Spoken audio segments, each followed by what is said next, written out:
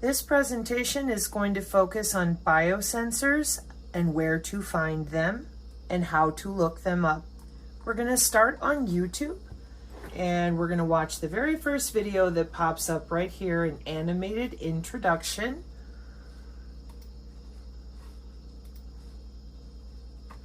At least I think we are. Here we go. Okay. What is a biosensor? A molecular biosensor is a sensing device that measures specific molecules known as biomarkers. Molecular recognition is used for detection of biomarkers, working in conjunction with the reader. The biosensor operates by detecting a sample taken from the interstitial fluid and is worn either inside or on the body for... Now, what are we looking at there, folks? Because people ask all the time about this particular portion of the equation. When I explain very rapid fire to people, I always bring up biosensors in the main Google, which will bring you the main images, maybe get some different images where you are. Those are the main two that I show because I explain, as you see here from the image from MDPI, and I always tell folks source where we're getting our information from. Biosensors have their own scholarly journals, just like Elsevier for neurology and things that you might be more familiar with. You can find them in the Biosensor Journal at MDPI, and it will tell you right here in the front that it's an international peer-reviewed, and then it will tell you right here, excuse me, where'd you go? On the home page? And normally there's a little introductory blurb. I apologize. Let me see. Indexing and archiving. Okay. Here, how about an overview? No, that just tells you about MDPI. Okay. Well, at any rate, this is the biosensor section, and journal rank, rapid publication, latest articles, highly accessible or highly accessed articles, which won't make any sense, I'm sure, at this point. Exploring the potential applications of engineered borophene in nanobiosensing and theranostics. A monolayer of boron, known as borophene, has emerged as a novel and fascinating two-dimensional material with exceptional features. And then you'll have how it's put together, the chemicals that it uses, and the transduction that it uses in each direction. And then they'll show you more pictures of that because biosensors require your molecules made out of your body. So that's the MDPI journal. Okay, and that's where this little image is from. When we say DNA analyte derivative, it can be an enzyme, a nucleic acid, an antibody. And then we're going to use optogenetics, electrochemical, biochemical change, piezoelectric, that's that electrical pressure you see shooting out of my hair follicles from mechanical stress, or biothermal changes, which could also include barometric or wettable pressure. Biosensors have been around a very long time. They are used for all sorts of different things, and I often show 1956 down here to give people a timeline marker to have an idea of how long they have been around. For many uses, I bring you here to show you environmental monitoring, soil monitoring, and pathogen discovery, drug discovery, disease detection. And biosensors for healthcare, current and future perspectives, and the Google term would be biotechnology. And while I show you all these pictures, folks are still very confused because they want to understand, how is this thing making itself out of me? Well, that says plasma, blood, and cells. And biosensors measure biological or chemical reactions by generating signals, electrical signals in the body. Now, in my denial presentation last night, I asked the question, why is this so difficult for folks? Because nobody told you you have an electrical body part. So for you, you think that what they're showing you here is part of your digestive system, maybe some part of your nervous system, but that's not true. This is your immune system, your lymphatic, and your skin. This is your bloodstream. This is your biofield, your electrical body part that's responsible for transducing what you had for lunch. So it's not a big step, given that this body part is responsible for digestion as well. To come here and start grabbing interstitial fluid, in between fluids, and anything we want electrically. Change the cell, change the rate of transduction, change the type of transduction, and generate out of your own body part with your energy that would be used for digesting your lunch. But instead, we're going to create a different type of biosensor to transmit data to the Internet of Things. That is what these little suckers are for, along with many other things in soil and different times when we have weather events and we need to get into like the top of the volcano where humans can't go. They can do anything because they can grab up a regular molecule, a little electricity, and kaboom, kaboom, there they are. And they communicate with electricity, just like your cell phone.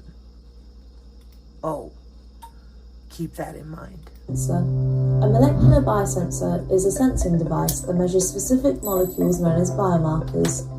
Molecular recognition is used for detection of biomarkers, working in conjunction with the reader. The biosensor operates by detecting a sample taken from the interstitial fluid and is worn either inside or on the body for continuous monitoring, with glucose being the most common biosensing device used by diabetic patients. The process begins with molecular recognition, followed by signal generation, reader instrument, and a disposable sensor device. Biomarkers bind to the recognition molecules, and they can be either an antibody, an aptamer, or an enzyme. This results in a signal generation inside a disposable sensing device, and the signal can be optical, electronic, or magnetic. The signal is then translated, and the disposable sensor device then displays this into data and information that is user-friendly and easy to understand. Our biosensing devices have a wide range of capabilities that can be applied to different aspects depending on the user's specific needs. In recent years, we have developed biosensors used in the analysis of food, such as chili, garlic, ginger, and star anise. We have a point-of-care exhalation technology that detects analytes in the breath. More prevalently, a device that aids in COVID-19 detection rapidly. Another application is nitrosensing in soil using our nitrate rods, used in conjunction with the user's smartphones for continuous monitoring. If you have any questions, please do not hesitate to contact. So that's the first one on the YouTube. Now we're going to watch one from the Non-Vaxxer channel, Synergy, Biosensors Using DNA to Detect Toxins.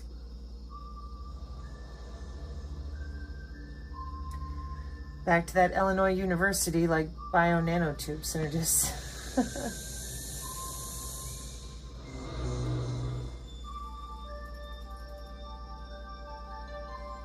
We are actually very interested in the interface between chemistry and biology, and also application of such a interest development in terms of fundamental research. So on one hand, we really want to take advantage of what the chemical tools that were available. We can actually looking into biological target. At the same time, we want to take advantage of recent technology and development concept from biology inspired from the biology, folks, and do better chemistry.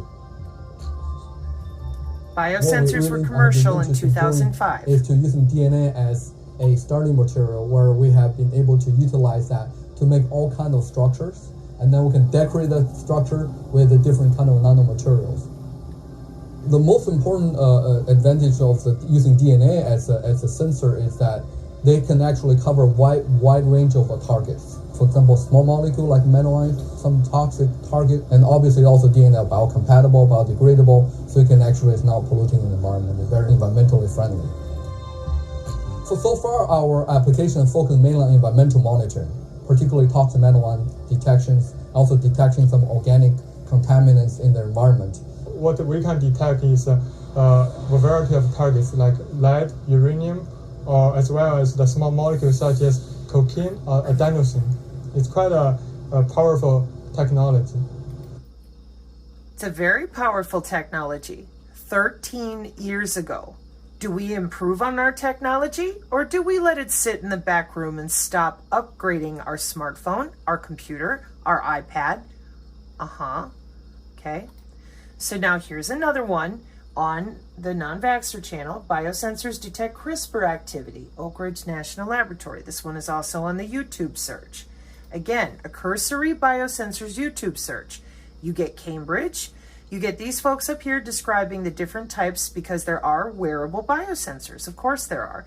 This one we're going to take a look at, which is the IEEE itself. It's an hour long, so I'm going to bounce you around a little bit rather than sit and watch it all the way through so that you get an idea, an understanding, a comprehension. Here's a good picture in which you can see we've got glucose meters, things you breathe into. These are biomarkers. You can look up interstitial fluids.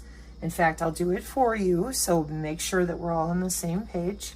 Interstitial fluids, I think I'm spelling that right.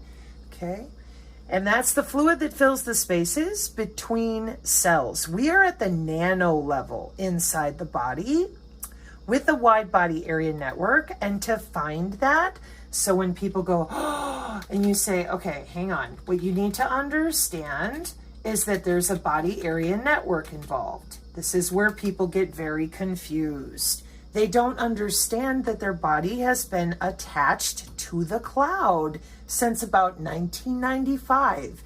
That's a Wikipedia search. And then if you download the Synergy PDF, you're going to have this picture in your PDF so that you can explain to people this set of letters is an acronym for these three words: body area network, which means your body is inside. See how the little circle is inside the PAN.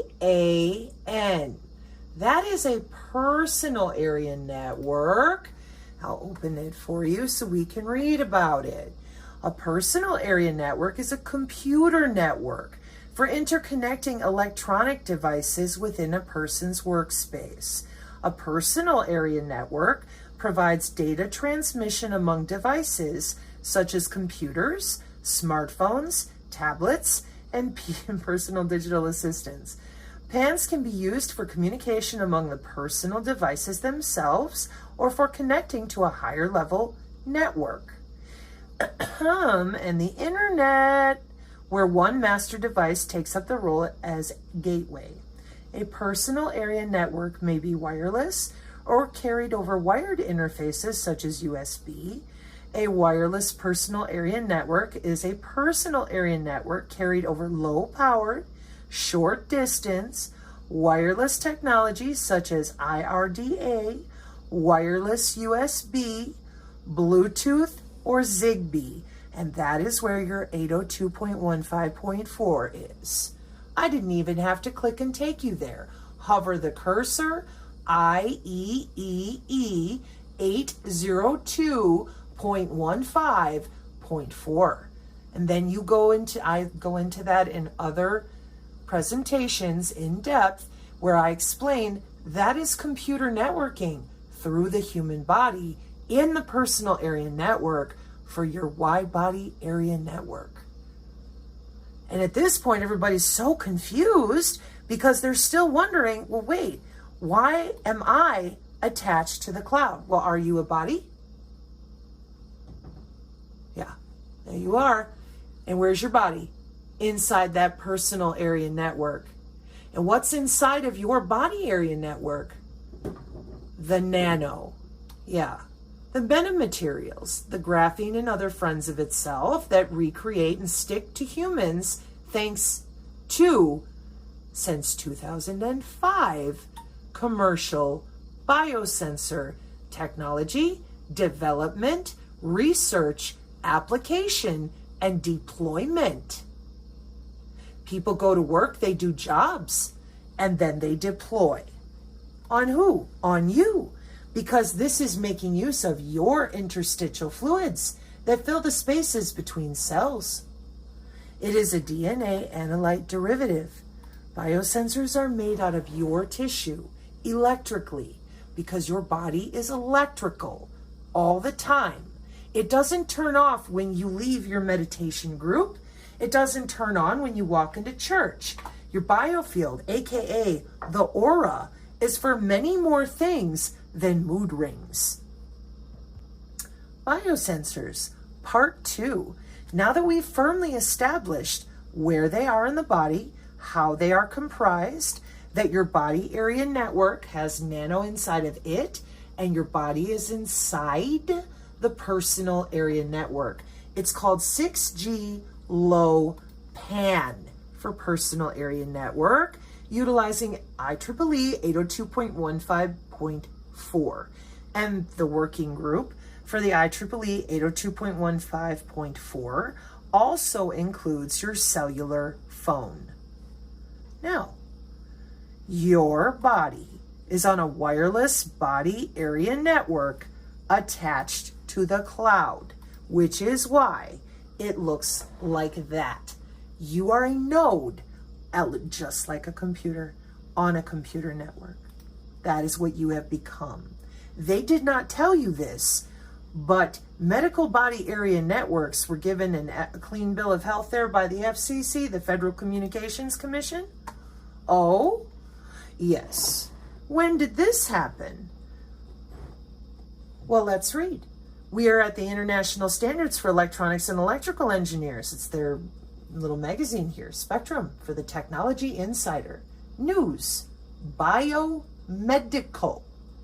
The FCC, the Federal Communications Commission, gives medical body area networks a clean bill of health. Wireless monitoring devices will improve hospital care and make way for continuous home monitoring. Nobody asked how or why, right? That says 2012. And this is why the first thing people say to synergists is, well, I don't understand how.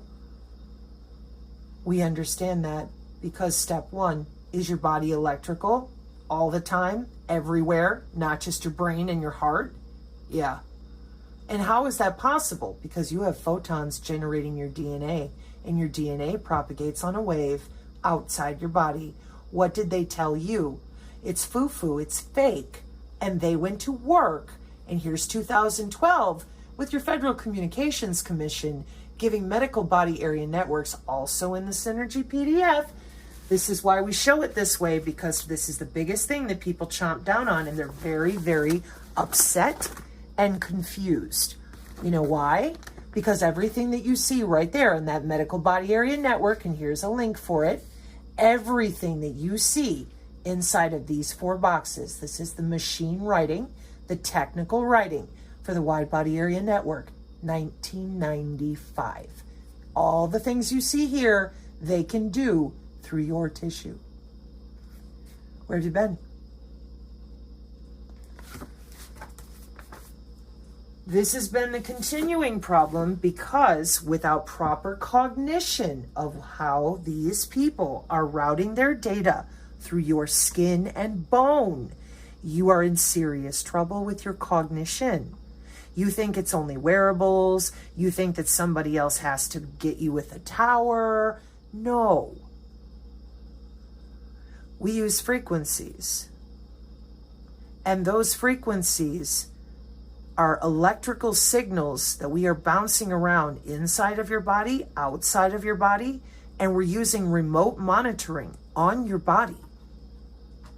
Okay, so let's take a look at biosensors detecting CRISPR activity from Oak Ridge. Genome editing technologies such as CRISPR-Cas9 allow scientists to make changes to an organism's DNA. The system is composed of the Cas9 DNA cutting protein and a guide RNA molecule used to precisely target a sequence on the DNA. These 2 components are produced within the cell and combine upon contact. When the guide RNA finds its target within the genome, Cas9 will lock onto the DNA at a specific location and unzip it, matching the target DNA sequence to Cas9's guide RNA. If the match is complete, Cas9 will use 2 tiny molecular scissors to cut the DNA. Once the CRISPR system has made a cut, this DNA template can pair up with the cut ends, recombining and replacing the original sequence with the new version. And this is what transcriptomes and transcriptomics, this is what it records so that as they make changes to your DNA, the next person who logs in to make changes to your DNA can see the transcript of what was done before them. When I do my signs, this is where our brain imaging library bill comes in, and I say we can methylate your DNA, we can cut it with those optical tweezers, or we can, or as they said here, the Cas9 scissors, or we can wrap it with a protein with proteomics. We can do anything we want with your digital twin. We enter in the data, and it connects to your wide body area network. CRISPR-enabled genome engineering offers transformational capabilities in both fundamental biology and biotechnology. However, the ease of designing and deploying this technology creates the need for an alarm system to detect active gene editing. Researchers at Oak Ridge National Laboratory have developed an approach to detect CRISPR activity in real time. Oh.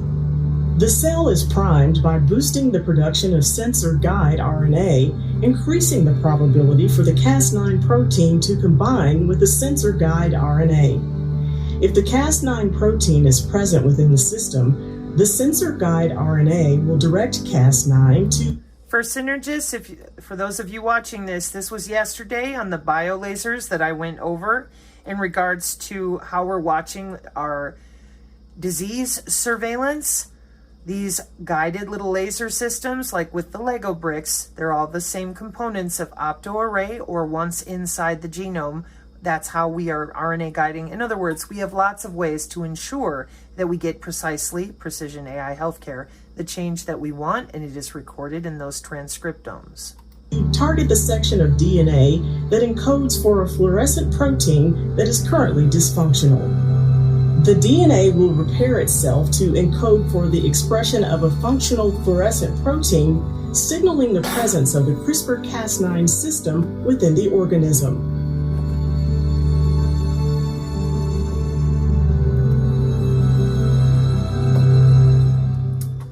And that is your biofluorescence and your luciferase to mark people from the inside out, not only for what diseases they do or do not have, but for how much human augmentation they have, what types of genetic alteration they may have ordered or have, etc. Now another video that's rather simple, and this is again from your non-vaxxer channel on the Rumble. Once the sample is introduced to the probe. Hello, I'm Juan. I would like to share with you about DNA biosensor and sensor technology. Hope you can enjoy. What is a biosensor? A biosensor can be defined as an analytical device that generates a quantifiable electronic output signal in response to a biological or chemical analyte. There are four main components of a biosensor. Analyte, which can be chemical or biological materials, gives the electronic reaction as it is connected. Bioreceptor, also known as recognition layer that binds to the target component with high selectivity properties. Transducer is a component that acts as an interface, measuring the production that occurs with the reaction at the bioreceptor, then transforms that energy into a measurement. Signal is a component where the results will be displayed in an accessible way after the recognition process. Now let us know what is DNA biosensor. It is generally composed by single-stranded DNA molecules that allows the hybridization of complementary single-stranded molecules with high efficiency and specificity. This is deoxyribonucleic acid structure, or also known as DNA. It is a molecule that composed of two polypeptide chains that coil around each other to form a double helix. The polypeptides are composed of simpler monomeric units called nucleotides that consist of four nitrogenous bases. The bases are bound together according to base pairing rules to make double-stranded DNA through hydrogen bond. Adenine pair with thymine, and cytosine pair with guanine. Now let's take a look on DNA biosensor technology. In DNA biosensors, the single-stranded DNA molecules serve as the target recognition element that known as the probe ssDNA. The principle is based on the hybridization of the probe ssDNA by the analyte molecules. The probe is associated with a transducer to translate the hybridization event into a physically measurable value. Once the sample is introduced to the probe, the hybridization process will take place. However, it only will occur if the sample is complementary with the sequence on the probe. If it is complement to each other, the target will be captured for hybridization. Then, it will lead to the changes in the mass transport, light absorption, emission, or proton concentration, which results in the generation of a signal. The signal is converted into a measurable response as light, current, and potential through an appropriate transducer element such as electrochemical, optical, or thermal element. Thus, that's how the DNA biosensor works. So now what you should be asking is, well, wait a minute. If it's generating a signal, the biosensor is generating a signal, and she just explained it is now a measurable signal. Well, what is optoelectronics?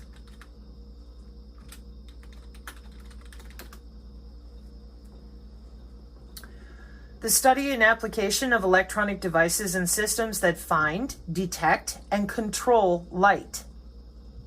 This is a huge industry, and that's where your VLC comes from. Excuse me just a moment, because if I start opening up my other tabs, we will be here a while.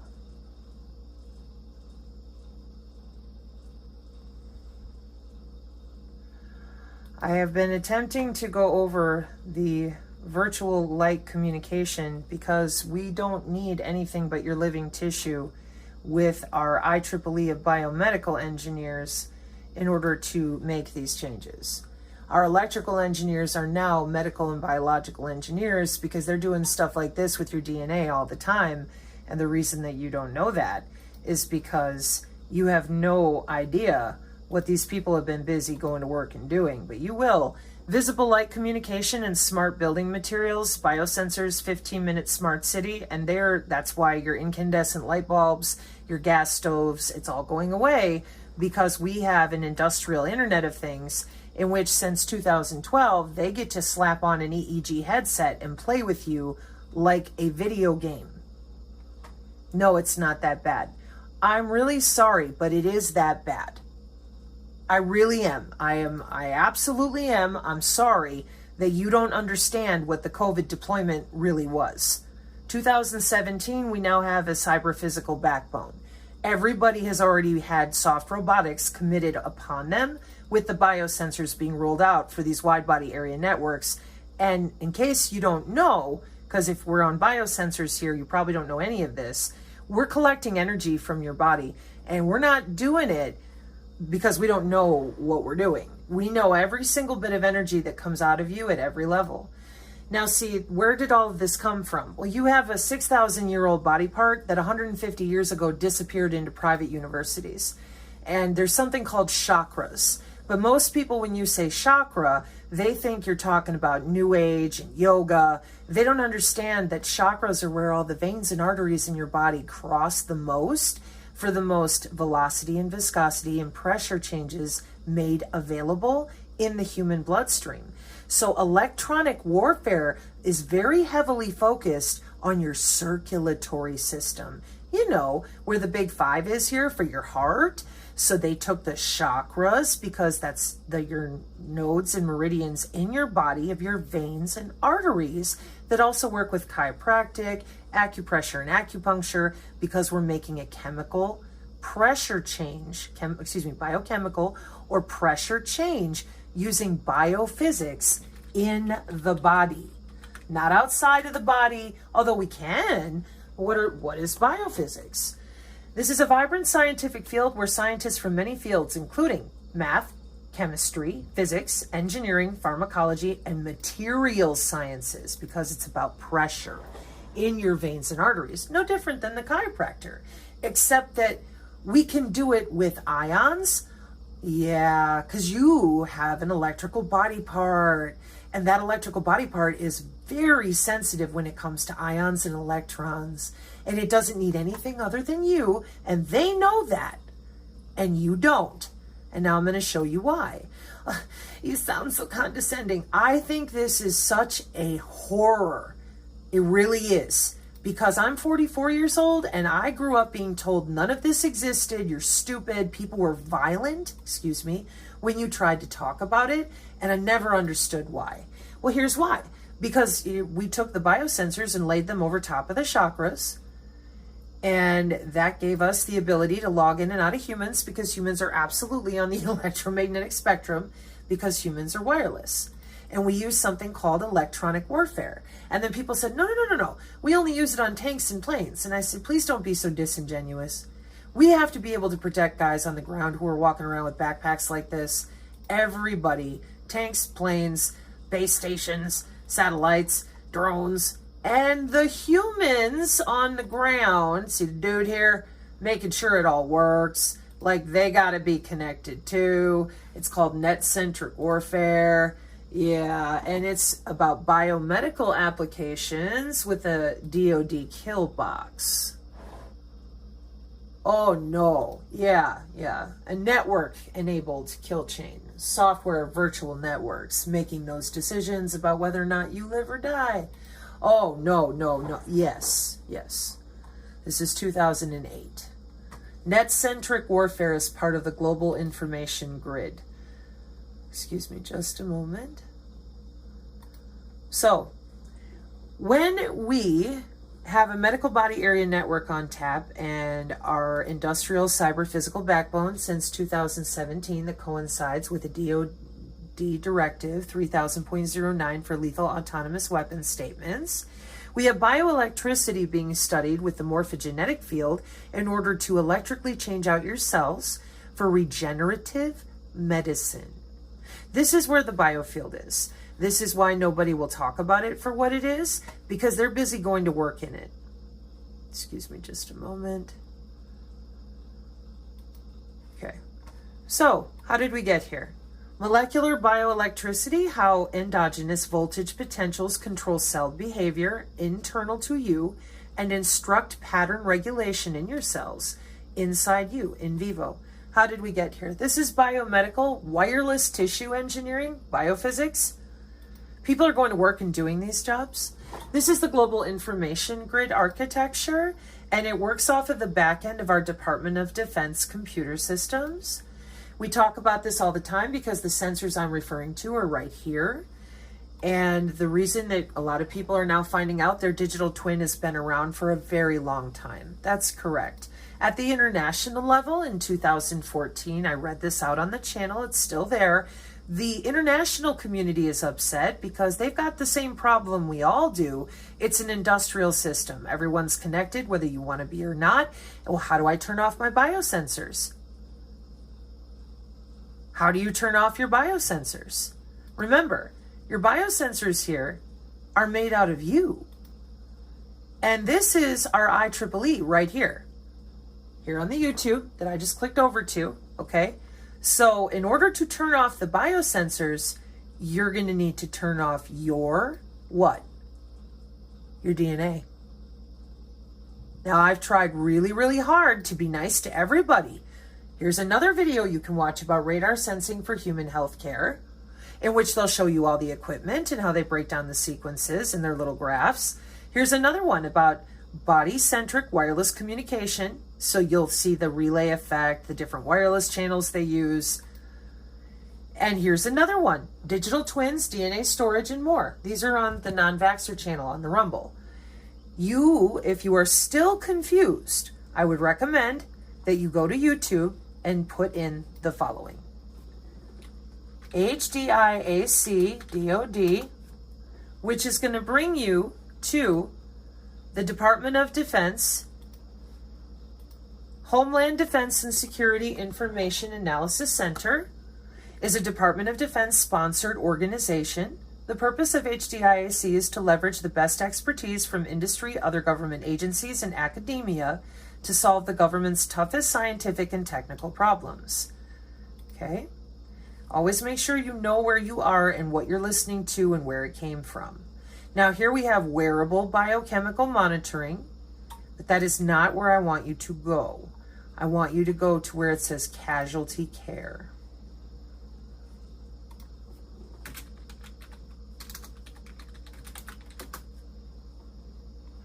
Nanotechnology and combat casualty care, state-of-the-art and emerging trends. And then I want you to fast forward to right around... Brain barrier could potentially be dangerous.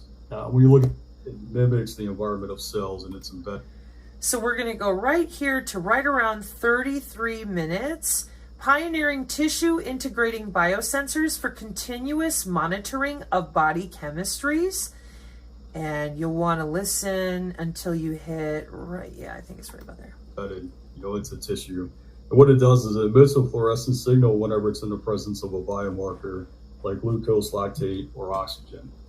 And they actually use this technology to develop a device called LUMI, which monitors oxygen in tissues that have been compromised from peripheral artery disease, chronic wounds. It's actually been CE marked for use in Europe, and it's currently under investigational use by the FDA.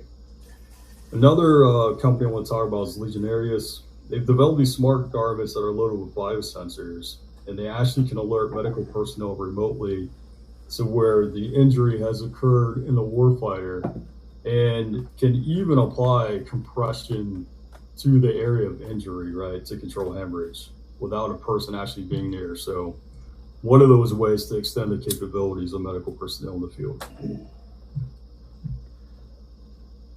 So move on to slide 30, we'll talk about emerging trends in this area. One thing that's fairly clear in the report, we didn't necessarily touch on it too much here, but graphene has become a very popular substrate for sensors. Not necessarily that it's replacing silicone, but it's becoming a lot more easier to work with and more interesting to explore. There's been a lot of work with implantable sensors. We see this a lot in diabetes care with glucose monitoring, but maybe we're going to get to the point where we see this with other biomarkers as well. Another thing that's kind of been interesting for a long time, pretty much all of our diagnostic tests have been based off of blood. Blood is still the gold standard, but it's difficult to get, right? You have to draw blood, you have to do other things and monitor, run it in these giant machines and things like that. So anything that we can do to use other body fluids makes it a little bit easier to monitor and diagnose. And so there's been a big trend now that we've got these smaller sensors to be able to detect analytes in sweat and interstitial fluid. And then I think these last two are really quite interesting, kind of go hand in hand in some ways. Nanotechnology is allowing us to develop more flexible electronics, and we can make smart fibers and we can weave them into textiles, something like what Legionarius is doing. There's been a lot of research funded by MIT, supported by MIT in this area. We'll talk about that a little bit later. But also another trend is looking at these self-powering nanosensors. We've done some research in the past looking at energy harvesting systems and nanogenerators for combat equipment, but this is kind of neat to see this in the field where people are developing biosensors that can power themselves right through turboelectric or piezoelectric means. So slide 31, we're going to cover some challenges here. Again, we've got some ethical issues, especially with implantable sensors. If you're continuously monitoring a biomarker, you're also continuously sending a signal. So what does that mean in terms of privacy, not just data security, but finding location of a warfighter, right? So that could potentially have some concerns. Bandwidth is a big issue, right? If you got lots of devices sending lots of signals, it's going to get very crowded, right? You're competing with other operational pieces as well. So as we move more to the multi-domain operation concept of having autonomy and AI and robotics and more data, that's great. But how do we make sure that we're going to have enough room, you know, when you get to electromagnetic frequencies and stuff like that, to monitor all this stuff? Yeah. How are we going to have enough room monitoring all those frequencies inside your body?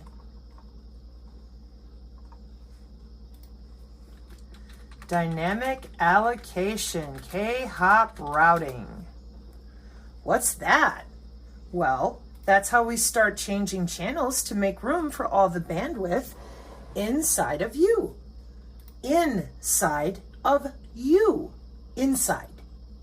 So here's where I close it up for the folks that still are really struggling.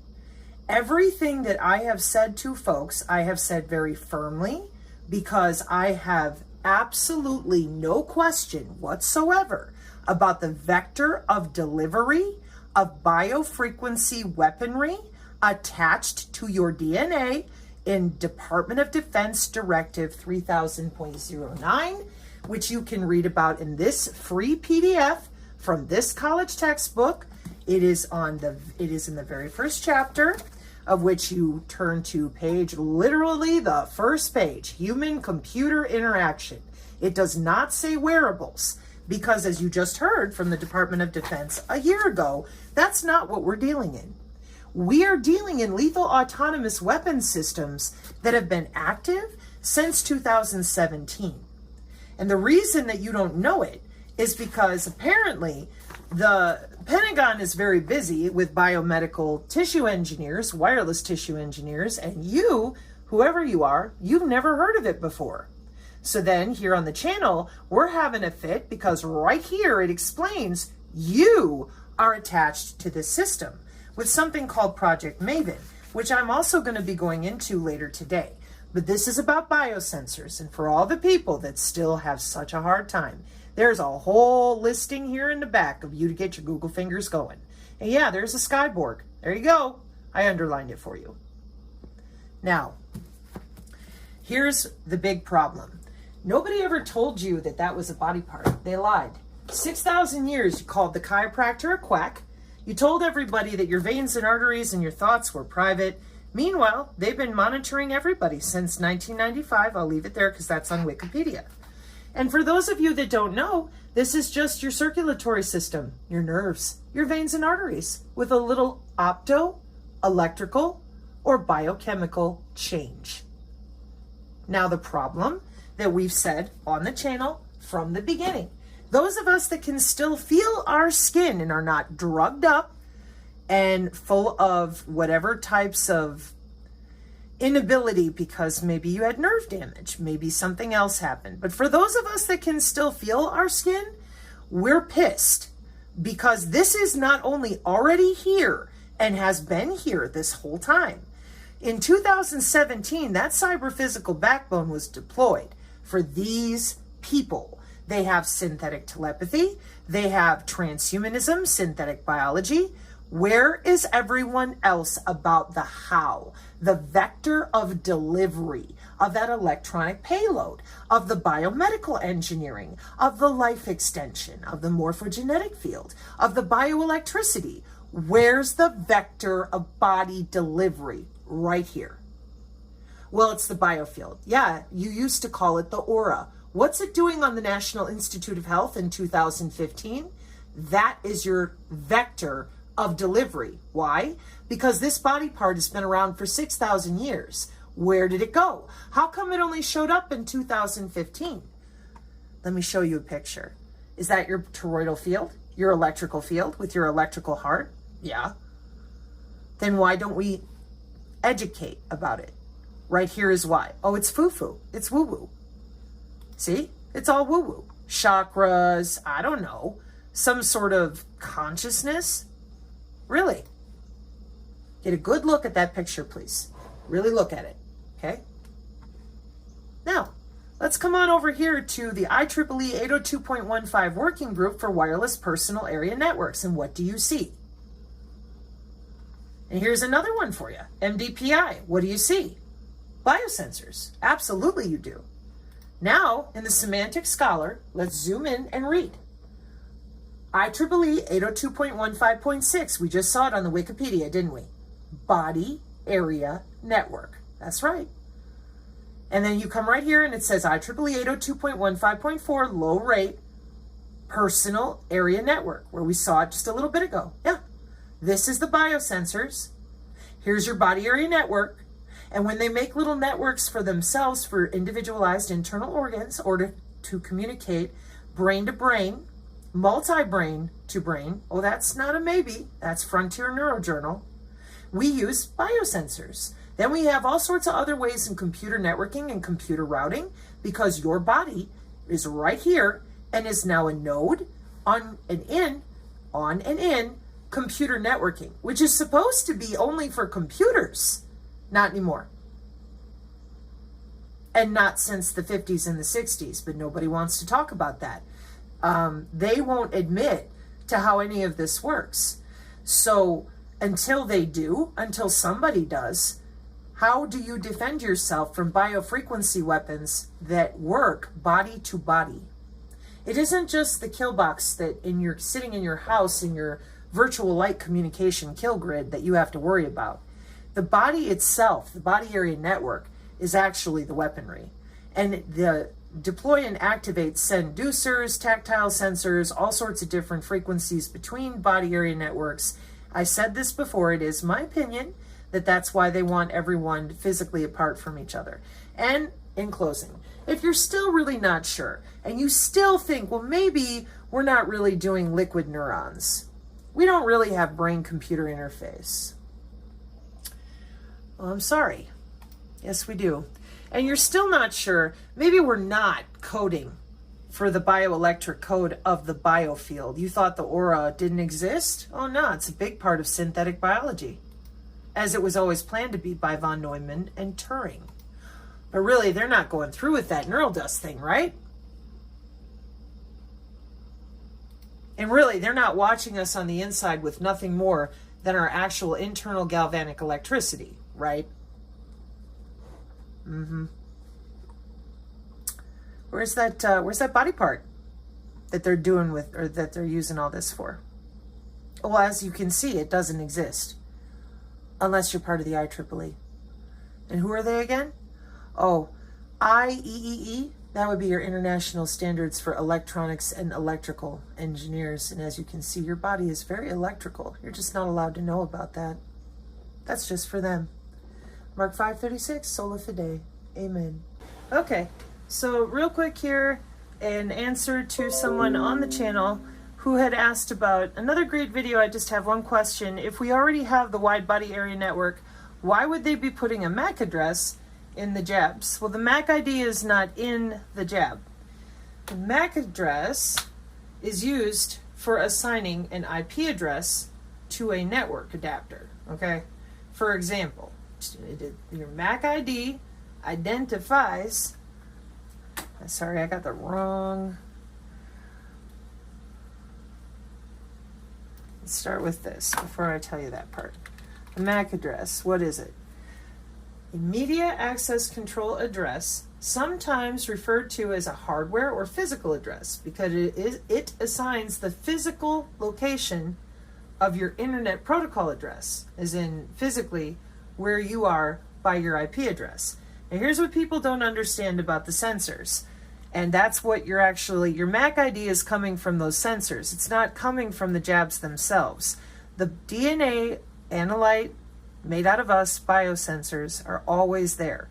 But they use something called 802.15.5 wireless sensor networks to route themselves, the nano, and to understand that difference, which is what that black-pilled ham guy ran into, and he was like, holy shit, what are all these MAC IDs doing here?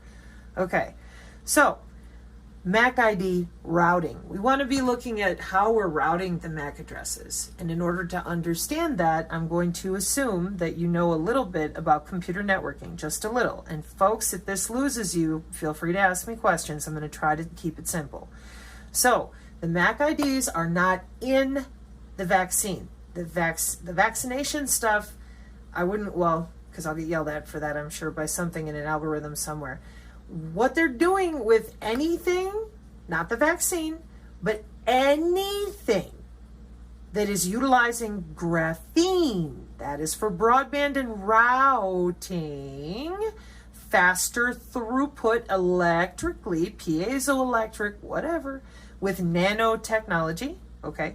So we have to route with different MAC IDs to identify what part of the body are we targeting. Now, when I explained the biosensors, I show you this, and I mention there are 2 radio frequency sinks, and each one of these little biosensors in here can recombine itself like only these 2 for your heart. That way your stomach and your kidneys are all separate. They only want to send your precision AI medical healthcare signal here. They don't want to hit your kidneys or your stomach. They want to be up here with just your heart. And in order to do that, this network has to be completely separate. Keep them separated from this one down here. That's the 802.15.5, the wireless sensor networks. 802.15.4 are the biosensors themselves, okay? So, normally when we have a cable modem, we only have one MAC address. Well, as you can imagine, if I only want to hit the heart and make sure I don't hit the stomach, I'm going to have 2 MAC IDs. Then I'm going to have another one out here, and I'm going to show you why in the technical right now. It has to do with the quality of service and the way that we route things. So your media access control stuff is still obviously on the logical link layer and the physical layer of the Open Systems Interconnection of Computer Networking. In the OSI reference, Open Systems Interconnection Model of Computer Networking, the MAC is layer 2 or data link layer device, and the MAC address is a layer 2 address. In the current internet era, most devices are connected physically with Ethernet cables or wirelessly with Wi-Fi. Both methods use MAC addresses to identify a device on the network. The logical link layer is the second from the top, and the bottom is your physical layer. Now, when I come into wide body area routing protocols, I have clustered, cross-layered, postural, quality of service aware, remember this one please, and temperature.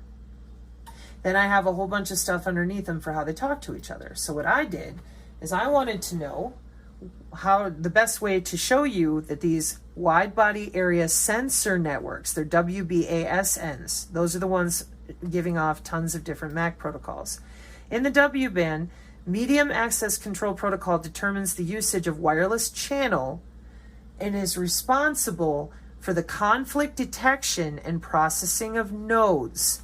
Again, I don't want anything I point to the heart to interfere with what's going on down here in the stomach, okay?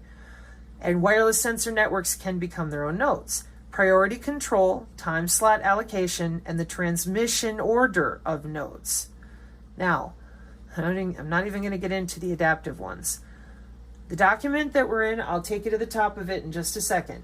But it says right here, in the interest in wide body area sensor networks for remote patient monitoring has increased considerably. Oh no, did I go back up too high? It is evidence that the medium access method used in the wireless body area sensor networks plays a vital role in fulfilling the specific set of quality of service requirements for biomedical devices. These QoS requirements are a specified set of time-bound data transmission, data rates, reliability, and energy consumption. Time-bound because I'm going to continue reading, but essentially if we need to get an ECG signal back quicker than a different type of signal, like one that's just watching your glucose, or invert that for someone who's diabetic, we're more interested in the glucose than we are the ECG. That's another quality of service adjustment, a different type of routing, and that's where you're getting multiple MAC IDs from. And they're listed up here because there's also a power consumption consideration involved to really dig down into this. But the Zigbee, that's your 802.15.4. I'm just making sure I picked the right way to read this to you. The biosensors themselves inside the band, they're the ones that have to make the decision on the outside because the physical computer layer has been split into 3. Probably have to start over. Where did you go? TinyOS is a popular open source operating system used in wide body area sensor networks, and their design supports low power communications and is suitable for them. Lovely. Energy source. Okay. Hang on. I was in the right place. Okay. So your 802.15.6 is the standardization for the W-band. This standard is used for implantable as well as wearable sensors, works at lower frequencies within a short range. This standard presents a MAC and physical layer design to support various applications, including medical and non-medical applications. Medical applications refer to a collection of vital information in real time for the diagnosis and treatment of various diseases with the help of different sensors. Accelerometer, temperature, BP, etc., as I mentioned. It defines a MAC layer that works with 3 physical layers: the human body, communication, HBC, ultra-wideband, and narrowband. 802.15.6 W-band also provides a specification for the MAC layer for the MAC layer to access the channel. The coordinator divides the channel into superframe time structures to allocate resources. Superframes are bounded by equal length beacons through the coordinator. And then table 4 here describes the different frequency bands for the widebody area network. And that's where the MAC IDs are inside the widebody area network. 802.15.4 is the standard that states the physical layer and MAC layer functionality for LoRa WPANs. This is where we get into our low power again. It was established by the 802.15 working group, which provided the basis for the WPAN standard. 802.15.4, the biosensors, discusses different device roles, including full function devices and reduced function. The physical layer of 802.15.4 uses 3 frequency bands. The data link layer is made of 2 sublayers: MAC and logical link. The MAC layer manages activities such as beacon management, GTS management, and channel access. That channel access is another reason you're getting multiple wireless sensor networks, or WSBN, whatever, WBASN. The standard acts as a basis for Zigbee, Wireless HART, and ISA 100.11a, and uses 6-low WPAN to provide connectivity with the internet. Various WBASN standard-based commercial products operate with the 802.15.4. The standard claims to provide energy-efficient communication, Internet of Things applications. That's another reason why you have more MAC IDs. Those wireless sensor networks set up a relay so they're not dug in directly to the internal networks that are near your internal organs. They have to keep them separated. So there's your amendment incorporating 2 physical layers, including ultra-wideband and chirp. I'm not even going to get into that right now. And these physical layers provide features such as good throughput, power efficiency, and different data rates. 802.15.4e standard provides an extension to the MAC layer functionality to make it more capable for industrial, commercial, and medical applications using the concept of multi-channels. Okay, so we're going to go into Zigbee, and the MAC mechanisms of the IEEE 802.15.4, still the biosensors, adds 4 additional key components: the network layer, the application layer, manufacturer-defined applications, and Zigbee device. And that's how you're getting up into the upper echelon of them being able to write so much code for it. Now, power consumption. The miniaturized batteries can be used for WBASN nodes for efficient energy utilization. New energy-efficient communication protocols are used at the MAC and network layers. These protocols reduce power consumption by introducing duty cycle mechanisms. And so that's another reason where you're going to get a different type of connectivity in these wireless body area sensor networks. The interest in them for remote patient monitoring has increased considerably. Okay, now I'm full circle. It is evidence that the medium access method used in wireless body area sensor networks plays a vital role in fulfilling the specific set of quality of service requirements for biomedical devices. These QoS requirements are a specified set of time-bound data transmission, data rates, reliability, and energy consumption. In the last few years, many MAC protocols for wireless body area sensor networks have been proposed for medical applications. The protocols are classified into 3 broader categories based on channel access mechanisms: contention, scheduled, and hybrid access. MAC protocols play a critical part in providing quality of service for wireless body area sensor networks by extending network lifetimes, avoiding packet collisions, reducing overhearing and idle listening. Generally, MAC protocol characteristics include energy efficiency, scalability, low latency, fairness in terms of channel access, throughput, and jitter. Based on channel access mechanisms, the MAC protocols are categorized into 3 types: scheduled, contention, and hybrid-based access mechanisms. For wireless body area sensor networks, mostly hybrid-based mechanisms are used due to their flexibility to adjust light and heavy data traffic. The hybrid MAC protocols combine the benefits of both access mechanisms, contention-based MAC and schedule-based MAC. So we have different MAC protocols, we have different networks they can come in and out at, and then we tune them, or we can tune them and their parameters and do all sorts of other things. So that's why the MAC ID does not come from the insertion. It comes from those networks communicating where they are physically at on the body. I'm looking for my other sign here because it has a better picture for you. And this is just the extreme, and I'll bring it up to the top here in just a second. Okay, where are we at? Yeah. The biosensors here that segment by body part. This is your 802.15.5, all these individual networks. And then inside the body, see all these extra little sensors everywhere?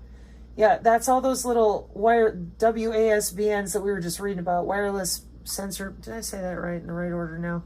I'm telling you, with all these acronyms, it becomes word salad. WBASNs. Yeah, they conglomerate themselves, or they get together in a certain way, wireless sensor networks. So again, we can select by individual segmented, organ, which wireless sensor network we want to hit, and that's your low power terahertz. And that's why the medical implant communication system mimicked the same system until in 2005 the biosensors became commercial, and then any little nerd writing an app for Zigbee and Bluetooth has been using them ever since. And that's why there's so much development and quality of service routing protocols and all these different MAC IDs as well. And that's why the MAC IDs are also still growing in people once they're in the ground, because they're tethered to the nano and the nanostructures that are built inside the veins and arteries out of synthetic biology. Yeah. Welcome to somebody else being inside your body at the level of wireless tissue engineering since 1995 and telling you absolutely nothing about what they do for a job or business. Wireless Body Area Sensor Network Survey of MAC and routing protocols for patient monitoring under IEEE 802.15.4 and the W-band itself, 802.15.6. So that's your answer about the MAC IDs. I will include that in my presentation notes because I know that people who don't understand that we have a cyber physical backbone deployed, this stuff really just doesn't, they don't get it. They're like, what? I thought it was just MAC IDs, and wait till I'm going to be coming back with synthetic telepathy, like where you actually find it and the products for it and the routing for it in the body. Like, I haven't actually shown all the tech docs for this that have to do with neural networks, BCI, and all this stuff. So I'm going to be doing that later today.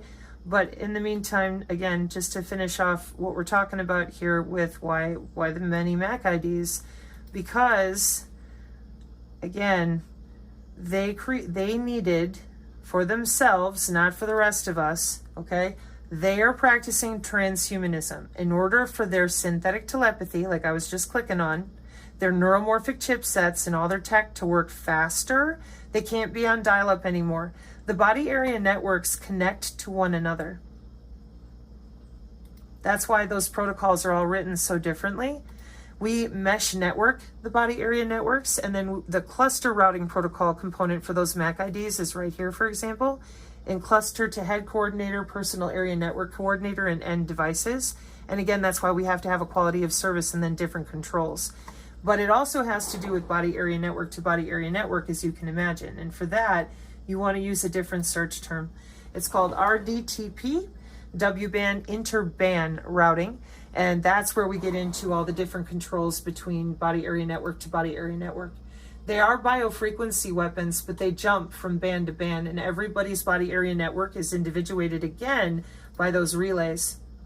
So your search for looking at interband routing and communications is going to be RD as in dog, T as in Tom, P as in Paul, W-band, interband routing. And that's traffic priority based delay aware and energy efficient path allocation routing protocol for the W bands. And from this type of documentation, you'll be able to find your wireless sensor network 802.15.5 aggregation, not just for security, but for your population. It's geopopulation. We were going over it earlier, so I'll throw that in later on too. But that's your answer. That's why so many MAC IDs. Mark 536, amen.